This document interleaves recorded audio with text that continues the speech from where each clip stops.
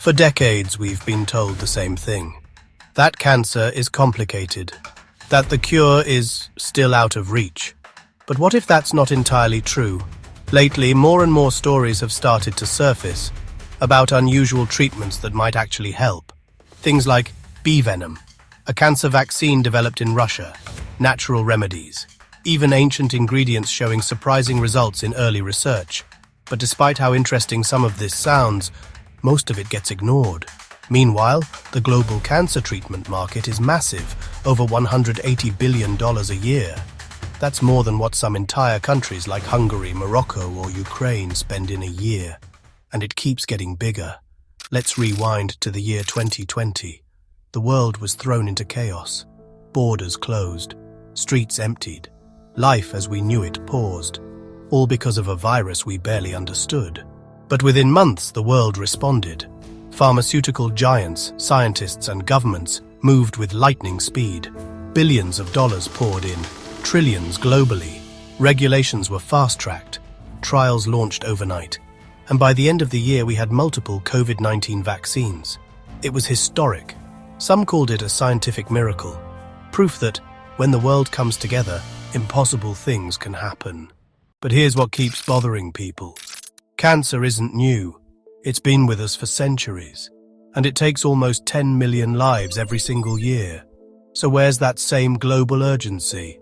Why haven't we seen the same rapid progress, the same coordinated all-hands-on-deck response? Why aren't governments pouring trillions into fast-tracking a cure for that? Why isn't cancer treated like the emergency it clearly is?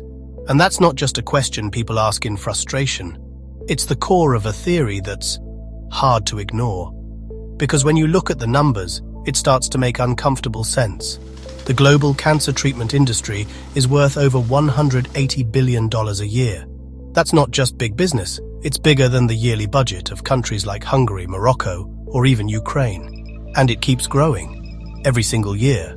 So, maybe the reason we're not rushing toward a cure is because treating cancer is just too profitable to stop. Treatments mean steady income. Chemo, radiation, monthly pills. They're not just medicine, they're business models. Can you believe it? Even natural alternatives like cannabis oil get scooped up, branded and sold at premium prices. It's wild. Most of the time they're not even covered by insurance. But a cure? That's a one-time thing. Just one shot.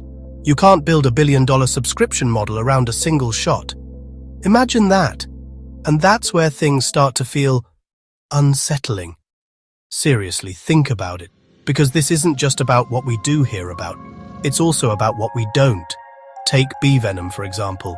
Yeah, bee venom. Sounds strange, right? Back in 2020, researchers in Australia at the Harry Perkins Institute made a discovery that barely made a ripple. They found that a compound in bee venom called melittin could destroy aggressive breast cancer cells in minutes. And the most incredible part? It left healthy cells untouched. This wasn't some internet rumor. It was real science. Peer-reviewed, retested in labs, major media outlets covered it, briefly, and then nothing. No billion-dollar follow-up trials, no pharmaceutical race to scale it, no headlines, no urgency, just silence. Because how do you turn a profit from something nature already made? And before we go deeper into the rabbit hole, let me just say this. If this video disappears, you'll know why. Help keep these stories alive. Subscribe, like, and drop a comment. Let's make some noise. Let's keep going. In 2021, something unexpected happened. Russia announced that it had developed a cancer vaccine.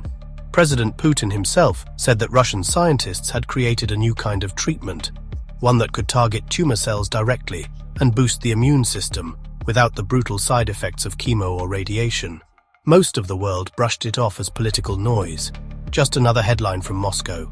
But here's what's interesting. The science behind it actually lines up with real research happening elsewhere, specifically in personalized immunotherapy, which many experts believe is the future of cancer treatment. So, why wasn't the world more curious? Why didn't the UN or World Health Organization step in and say, let's test this. Let's see if there's something real here. Instead, there was silence. No collaboration. No independent studies. Nothing. And once again, A possible breakthrough quietly faded from the conversation. Every time something promising shows up, like bee venom, gene editing, oxygen therapy, or even turmeric, something weird happens. The money suddenly disappears.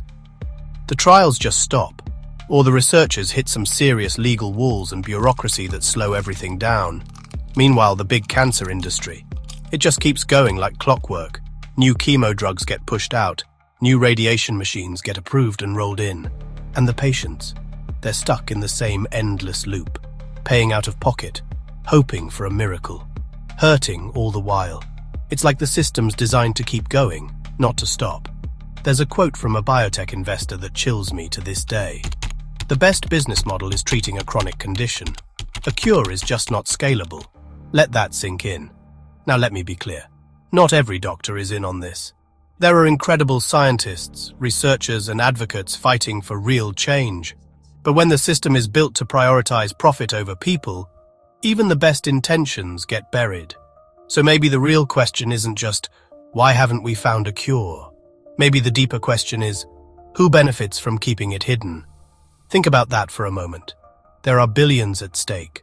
Power, influence, big money. This video, it might not be here forever. If it disappears, you'll know why. But the truth deserves to be heard. It deserves the light. So don't just watch and forget.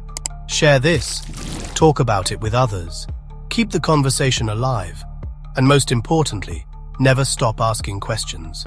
Because one day someone has to answer them. And when they do, it could change everything.